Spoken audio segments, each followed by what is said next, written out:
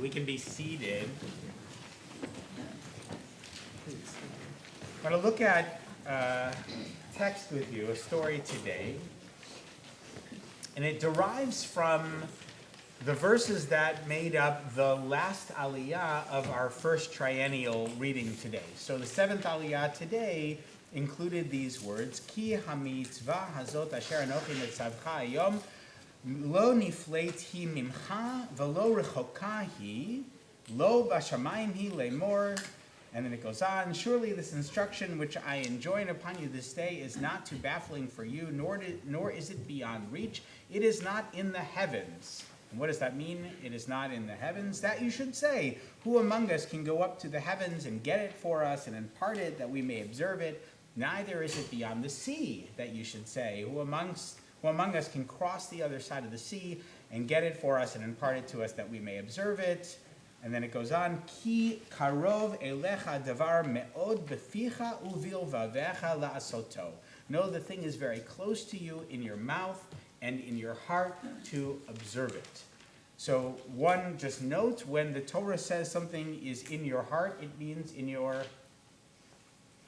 mind. Okay? So in other words, this is not something that is far from your words or from your thoughts. Okay?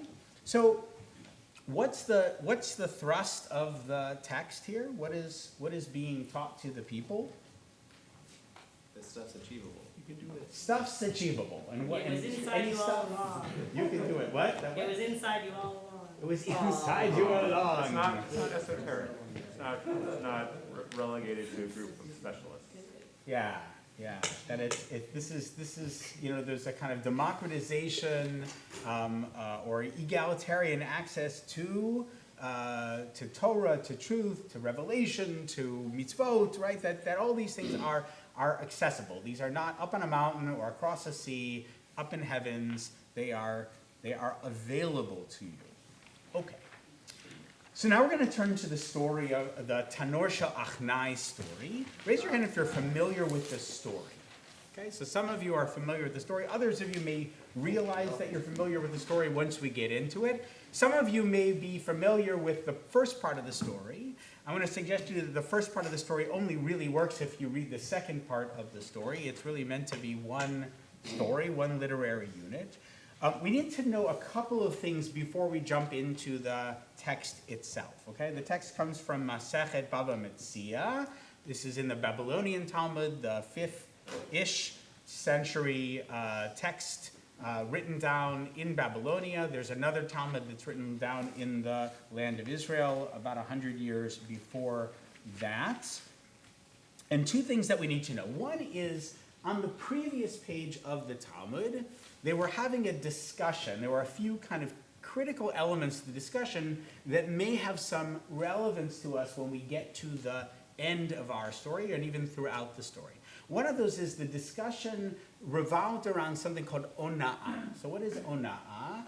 Ona'ah is harm, it's wrongdoing, maybe it's exploitation. It also can mean overreach. It's a term that applies to business practices generally, but not only. There's ona'at mamon, which is taking advantage of someone through money, through business transactions, right? You could imagine putting your thumb on the scale in a shop. There's also something called ona'at dvarim, which is overreach of words. So one example of that, at least in business, is if you walk into a shop and you demand the price of a particular object, right, a particular item in the shop with absolutely no intention of buying it. That's ona'ah, right? You're wasting the shop time. Maybe you're sort of manipulating this person in a way that's unfair to this person because that is, that's her livelihood, right? Like she's trying to sell stuff. You go in and occupy your time. So ona'ah is a pretty robust concept, but that's one concept that's being explored. A couple of other things that come up on the previous daf. Okay, there's a discussion there about wives and the importance of listening to your wives. There's a discussion about tears and what tears can effectuate even in heaven. And there's a statement that the gates of heaven are closed but for tears, right? The Sharei Dma'ot are always open, even though the gates of heaven, maybe the gates of prayer, are closed. And there's also a statement that the gates of heaven are closed but for Ona'ah, but for this concept of overreach or manipulation, wrongdoing, and so on and so forth. So those are a few things that are happening on the previous page. The other thing that we should know is that just before the part that we're going to jump into, there's a brief discussion about an oven. Okay, so the oven maybe belongs to someone named Achnai, Tanur Shel Achnai. Perhaps it's a description of the shape of the oven, the construction of the oven. Achnai, it seems, maybe derives from the Greek that means snake.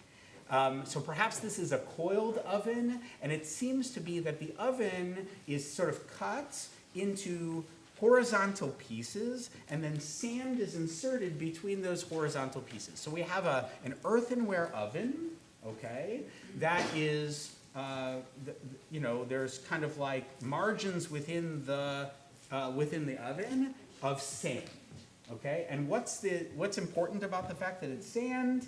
Well, at the thrust of it is going to be whether or not the oven is tameh or tahor, whether it's impure or pure. And Rabbi Eliezer is going to be one of the major, he's going to say that it is tahor, that it is pure. And the other rabbis are going to say that it is tameh, that it's impure. Maybe it has to do with the sand. Sand doesn't take on impurities the way earthenware objects has to take on impurities. In some ways, that's not exactly as much. It's not that it's unimportant, but it's not the most important thing here, okay? But that's the crux of the debate that we got. Everyone with me so far? All right, so I'm going to bring us through this. It's a fair amount of text. But what I want you to think about is at the very end of the story, we're going to have a comment about this word ona'ah, okay, that we talked about before.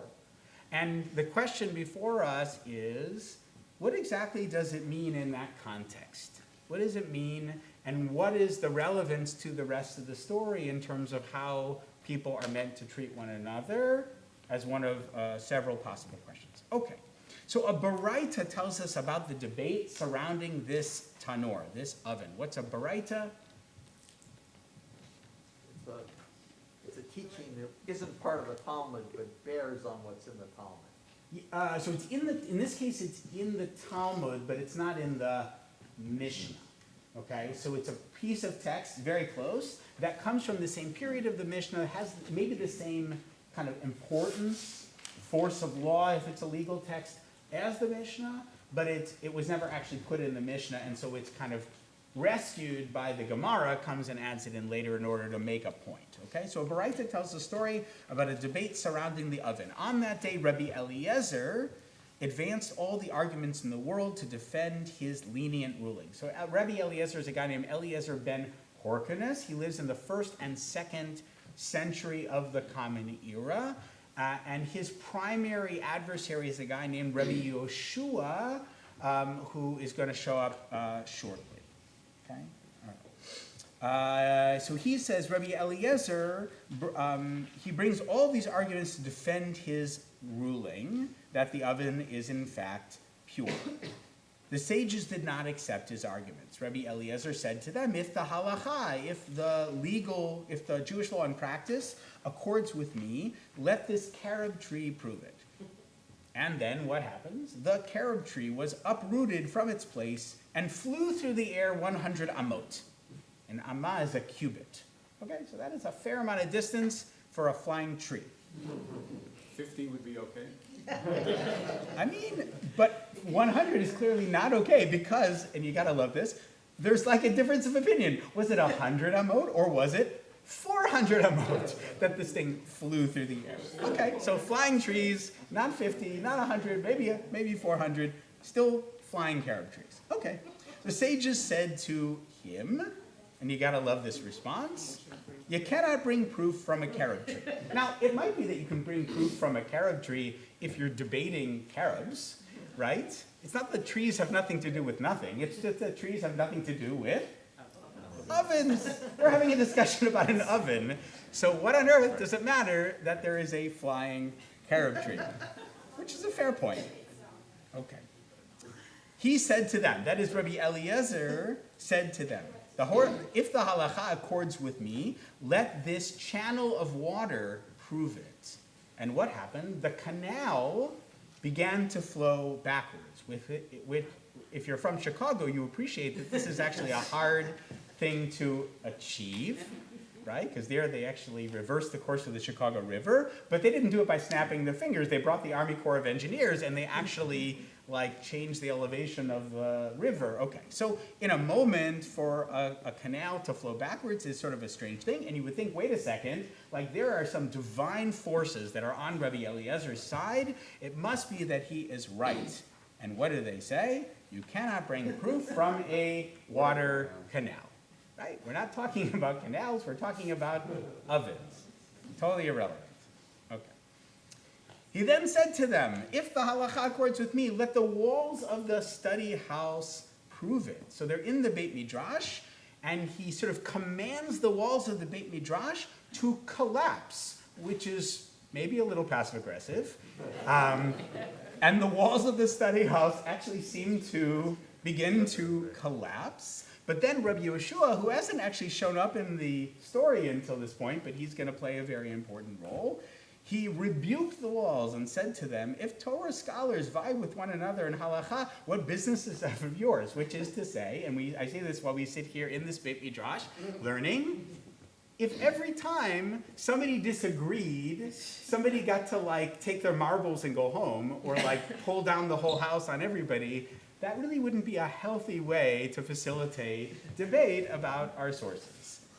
And in fact, the walls ceased to fall, but out of respect to Rabbi Yeshua, but also out of respect to Rabbi Eliezer, they didn't upright themselves. So they're inclined. To this day, the Beit Midrash is sort of leaning to the side because of this great debate between Rabbi Eliezer and Rabbi Yeshua.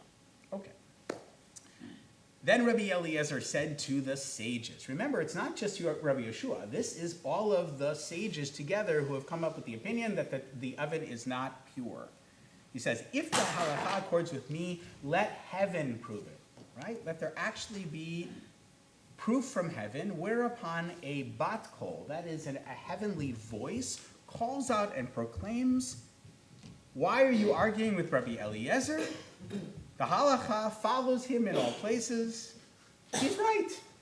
Okay, so flying carob trees and reverse channels and houses, study halls falling down, you might think, okay, that has nothing to do. But when a voice from heaven calls out from heaven and says, listen to this guy, he's right, you would think that that's kind of the end of the debate, right? God has spoken, and the people say, okay, God's spoken.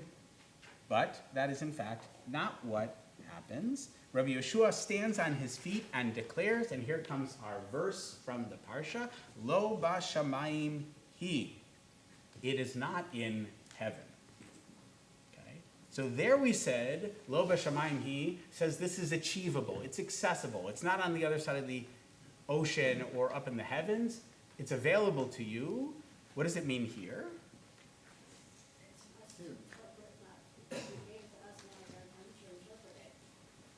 Stay out of it. Stay out of it. We got this. Right? Thanks, God. We appreciate it, right? But honestly, this is none of your business. This is not in heaven. This is here on earth. This is here in this Beit Midrash. We built the oven. We have to debate whether or not the Torah applies or how the Torah applies to the purity or impurity of this oven. And so we're going to have the debate, and you should stay out of it. Chutzpah, right? Chutzpah. Okay.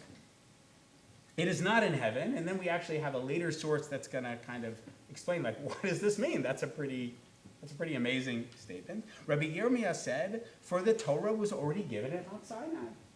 Right? Revelation happened.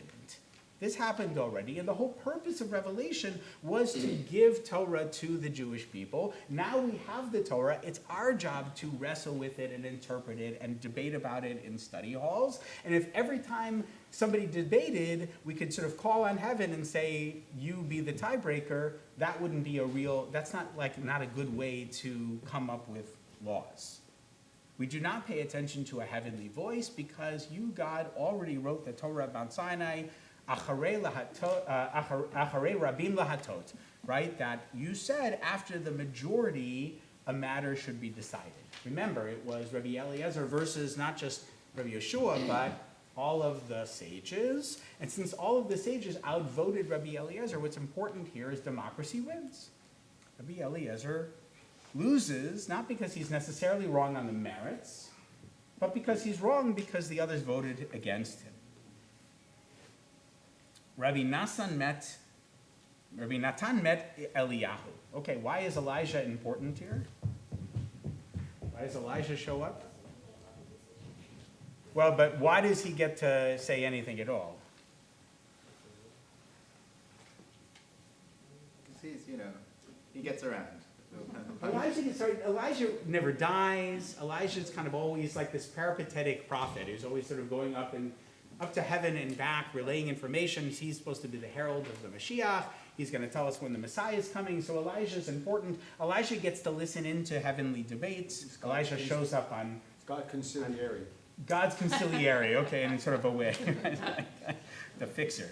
Okay, so Elijah, there's this conversation between Rabbi Natan and Elijah at some point after after these events, who then asked Eliyahu Hanavi, this is kind of a big deal to stand up and shout to heaven, Lo bashamayim hi, right? Stay out of it. How did God react to this statement? What was the Kadosh Baruch Hu doing at that moment? And Elijah responds and says, God was laughing and said, Nitzchuni banai, my children have defeated me. My children have defeated me. Okay, so Ad Khan, if we took the story to this point, we would say this is a kind of beautiful, inspiring, chutzpahdik story about human agency, about democracy, about what do we do in a world where God doesn't, make talking donkeys and part seas, right? We have to contend with the world as it is, which is not a world of miracles that may have happened in the time of the Torah. And in that world, we need to depend on one another to figure out what the Torah means and what it has to say about our lives. And if we're bringing sort of sympathetic magic, right, magical solutions to every debate, like flying carob trees, we're really not going to be able to achieve anything in this world. So God seems to be okay with that. Right? My children have defeated me. It's now your turn. My kids have grown up, like mine that I put on a plane this past week, right? And you just have to trust that the kids are going to be all right. But that's not the end of the story, okay? And the second part of the story, I think, helps us understand in a more sophisticated way what the first part of the story is really trying to say. So they said on that day, the sages collected all of the things that Rabbi Eliezer had declared tahor, pure, and burned them in a fire. And they voted on him and excommunicated him. And they said, who will go and inform him? Right? Who's going to tell? Rabbi Eliezer is one of the greatest sages of our generation. Who's going to be the one who now gets to tell him that he's in cherem? That we put him in a ban of excommunication? Rabbi Akiva volunteers. He said, I will go, for I'm concerned that perhaps an unfit person will go and inform him, right? Rabbi Akiva, if there's any sort of venerated sage of the generation, other than Rabbi Yeshua and Rabbi Eliezer, certainly Rabbi Akiva is up there. So, and he's also concerned that perhaps if an unfit person goes, that it will bring about the destruction of the world. Now, why do you think he'd be concerned about that? Seems a little hyperbolic. Because the walls were coming down when he just said that, so he'll get excommunicated. Yeah, we already have an example. Steve, were you going to add? Yeah. Right, we have an example of Rabbi Eliezer's power. Like, this is a powerful dude. And maybe if he's upset, and who wouldn't be upset if he were excommunicated from the community, maybe some truly devastating things will happen to us, to the world. And that, in fact, is what happens. So Rabbi Akiva goes, he dresses in black, he cloaks himself, he sits before Rabbi Eliezer at a distance of 4 amot. 4 amot is kind of the magical number of it's like, rabbinic social distancing. And Rabbi Eliezer said to him, Akiva, today seems to be a little different from other days. Rabbi Eliezer said to Rabbi Akiva, why is it different? Like, why are you sitting in the corner? Right? You come to my house, you're dressed in black, you're sitting at a distance. What's going on? Rabbi Akiva says, Rabbi, right, my teacher, it seems to me that your colleagues are removed from you, which is his trying to be gentle way of saying, you've been excommunicated. Rabbi Eliezer tears his garments, removes his shoes, slides off the chair onto the ground. Tears begin to flow from his eyes, and the world is smitten. 1/3 of the world's olive crops are destroyed, 1/3 of the wheat are destroyed, 1/3 of the barley become ruined, and some even say that dough, which was already in a woman's hand, right, they're making challah, and it becomes spoiled. So pretty devastating. I'm not sure what would have happened if like the wrong person had gone to spoke with Rabbi Eliezer. Because if this is the outcome of Rabbi Akiva going, that's pretty terrifying. And then I'm going to take us to the end of the story, and then we're going to spend a few minutes talking about it, okay? So a Baraita taught, again an earlier source taught, a great blow occurred on that day. For every place on which Rabbi Eliezer set his eyes went up in flames. Right? It's like a Stephen King novel. Even Rabban Gamliel was coming in a boat, and a gale threatened to drown him. Now, why is Rabban Gamliel important? Who's he? He's the head of Sanhedrin. He's the head of the Sanhedrin. He's the patriarch. This is Rabban Gamliel II.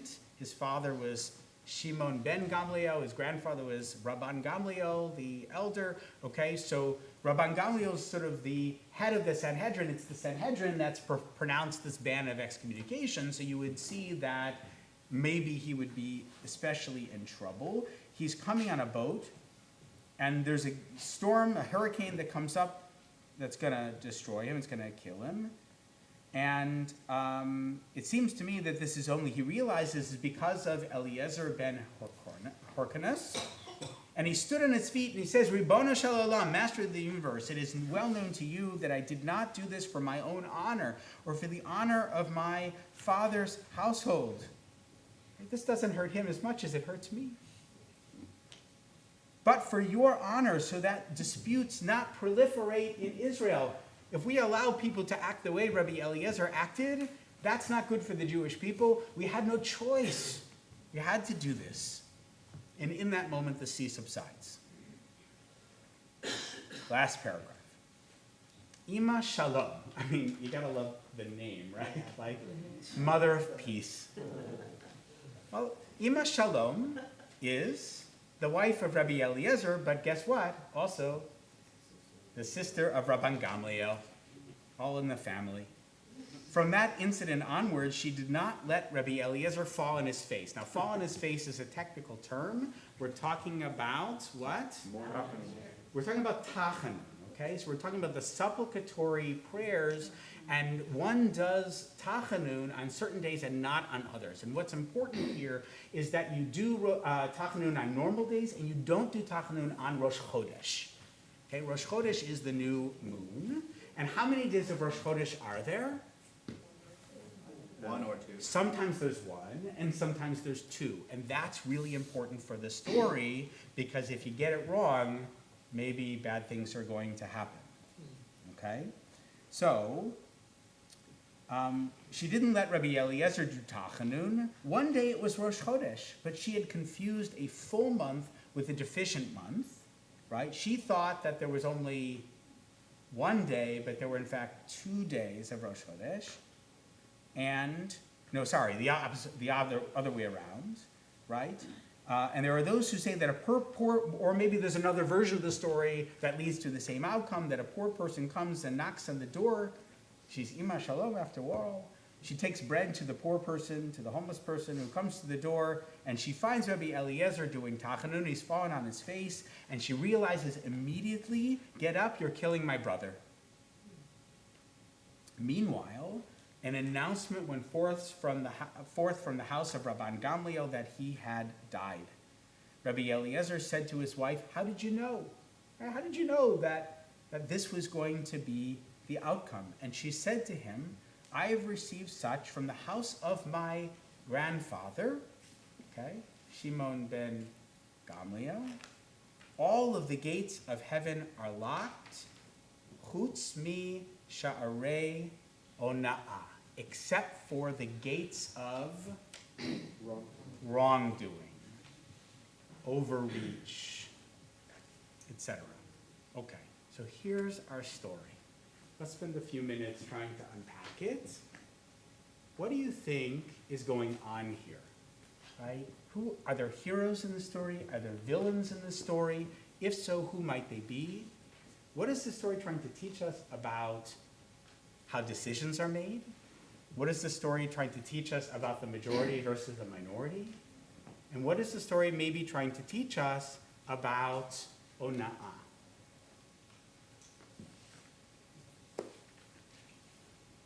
Yeah, So, great. so there's a lot of hyperbole in the story, so when you get past the hyperbole, the issues are that if people are responsible for themselves, they have to be responsible for making decisions for themselves in the community. And if you look for an autocrat or someone who claims to have perfect knowledge, you'll fall into a big trap. And that's the virtue of democracy. Don't look for one person to have all the answers. On the other hand, you have to respect what's right. It's not that everybody's opinion, an uninformed opinion and an expert opinion count the same. So when you excommunicate the person with the foremost halachic understanding, there will be consequences paid. When you get rid of all of your experts because you say, well, you're not the boss of me, that's a big problem. And also there's an issue about, I think, overdoing the extremes. And that your house is either falling down or not falling down, and society will be torn apart by these kinds of extremes. Let's get a few more voices. Bonnie, you had your hand up, I think? Say that not necessarily the majority isn't always right, and there are people who jump on the bandwagon, and so that doesn't make them right. So maybe there's something about like de Tocqueville's tyranny of the majority here as well. Okay. All right. Other thoughts? Yes, Zach. In the second half of the story, God isn't present. Like there's no God. Like it's just sort of people doing, performing actions that are effective, in an otherworldly way, in a magical way, and God is like absent as God's self in the dispute. What do you think that's about? What does that mean to you? That Torah study and communal disputes aren't necessarily divine. They're for the sake of humans' power struggles, and sometimes there's no winners. There's really no winners at the end of this, right? Right. It's hard to like feel good at the end of the story. It's hard to feel, I mean, oh yeah, my children have defeated me. Like we love the first part of the story, but like by the end of the story, it's hard to feel really great. It's also true that the ona'ah affects the gates of heaven. Which is a distancing metaphor for God, right? It's not like God's self is like up there judging what's going on and what's not. It's like the gates, there's some sort of divine mechanism, right? Yeah. Like that the wheels are turning and bad stuff happens and imbalance happens and that's bad. But yeah, it's like it's very Spinoza-ish, right? There's like injustice and that's bad. Right. So is it like the gates of wrongdoing are somehow like different from the gates of heaven? Does ona'ah somehow like stick a toe in the gates of heaven and keep them open? Right. Does it activate the divine, or does it distance the divine? I think you could probably read it either way. Yeah, actually, right. In some ways. Right. Yeah, beautiful. Miriam. Well, so most of us don't actually want to have a superhero in the house, because that's, frightening. But overall, it just becomes this story of how fear leads to cruelty and what happens. Like this poor woman is in this impossible place, Right. right? Yeah, between her husband and her brother and. Yeah, and why do things have to be so dramatic? Why? Everyone looks like that. Remember, I said there was a text on the previous page about how you should listen to your wife, right? And that was tied there to tears and sort of the power of tears. So you see, like the tears sort of showing up. Rabbi Eliezer cries and terrible things happen. Ima Shalom, right? So, yeah. What else? Please, Jacob. Yeah, it was interesting to see being thrown in multiple directions. So from the beginning, changing the direction of the river and bringing down the walls, that was Onah in one direction, and then kind of coming back at him was Onah in the other direction. And so it's almost like it's just a lot of different throwing of overreach, and that in the end everyone's going to be hurt. That there's no one wins when Onah is the focus. That it's just pain for everybody involved. All right, Alex. As I read this, it's the tragedy for me of the story isn't that the wrong decision was made. Like as you said at the beginning, the oven itself is ancillary. No one actually cares. None of us have a tanor shalachnai in our homes that we worry if pure or impure. And God seems okay with the majority disagreeing with God.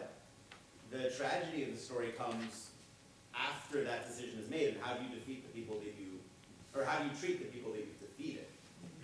Right? A decision has to be made. We need to know whether we can use this oven or not.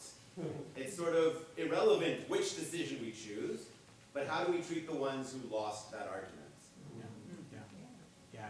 It's like, shades of the judicial coup. It's like hard to not think of, right? What happens when you say, I'm elected so I can do whatever I want? Yeah. I'm really perplexed, Rabbi. This is a really difficult teaching. And in particular, as I read it, Rabbi Eliezer is a sort of self-made person, whereas Rabbi Gamliel comes from a kind of priestly family. And there's all this stuff like that. Rabbi Eliezer, I think he did pretty well for himself. Well, here Rabbi Canaan Yeshua doesn't less seem so. like a Jewish name. Yeah. Oh, yeah. No, I think he's an aristocrat, I think. I'm perplexed. I don't my know. recollection. I don't know. Yeah, But Rabbi I'm Yeshua wondering actually about comes that. from poverty, but yeah, go ahead. So in ancient Israel, there are priests, Yeah. and priests have special privileges that the rest of us don't have. Uh-huh. And when Moses is perplexed, or when people have a difficult question that they bring to Moses, Moses goes to God, right? Goes and says, "What do I do?" and gets advice, guidance, right? And it seems to me it's as though this is teaching that those gates are closed, or they're only open sort of through wrongdoing. They're not. It's not a legitimate way to inquire, to get direct knowledge. That it's the community that's making that decision, not. But I don't know, because there are plenty of counterexamples as well. So. All right, we're gonna take one more comment. I think Jody's had her hand up, and then we're gonna kind of wrap. Look, Oh, please. that's what I thought too, that God's not available through most of this story, including at the end, that the only way to get God's attention is through wrongdoing. I like that. So this is great, and I think this is one of the most important and complex stories we have in the Talmud. So we're not going to land on a simple takeaway from the story. It's one of the reasons I come back to it again and again. But we're not going to get excommunicated either, right? Nobody's going to get excommunicated today. Wait till next week. But we do have enough rabbis in the room to do it, Alan. But so don't push me. But Anyone have black cloth? For a friend. So here's just one more layer I want to add, and then we're gonna move into Musaf. When I learned this text with Rabbi Gordon Tucker, he had a really, I think, important insight about this. And his take was that the real failure of the rabbis in this moment, right, when Rabbi Yeshua turns to heaven and says, Lo b'shamayim hi, is that they are silencing the voice of a living God in the world. And that when we ossify God, right, when we turn God into a projection of ourselves, however we understand God, But when we turn the divine into simply a sort of obsolete projection of human understanding, that we actually get ourselves into some pretty difficult and terrifying territory, right? So the failure of the moment, according to Rabbi Tucker, is that by saying lo b'shamayim hi, it's not in heaven, we actually make heaven irrelevant to earth.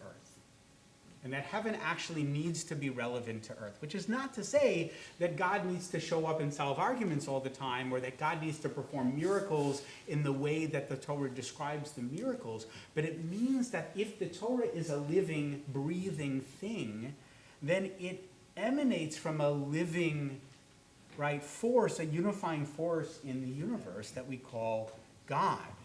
And that needs to persist in order for us to become healthy projections of the divine. In other words, when we are saying that we're created in the image of God, Tselem Elohim, remember the sermon I gave last year about breath, right? What is our breath? It is God sort of breathing in and out of us. That's our neshama. Our soul is the neshima, is God's breath, right? We are sort of infused with this dynamic force. And what's sad about the story, perhaps, is that they say, we don't need that, right? There was an event that happened at Sinai. That's a thing of history. And now we're making our own history. Instead of saying, there is a thing called revelation, which the Torah tells us is meant to be accessible to us in every generation. And that doesn't mean it's accessible to us despite God. It means it's accessible to us because of God. Because it bubbles into the world in all kinds of wonderful and unexpected ways. And when we close ourselves off to those possibilities, we get ourselves into trouble, and we end up perhaps doing really terrible things to one another. So we're going to leave it there. Thanks for learning with me today. We're going to stand those who are able.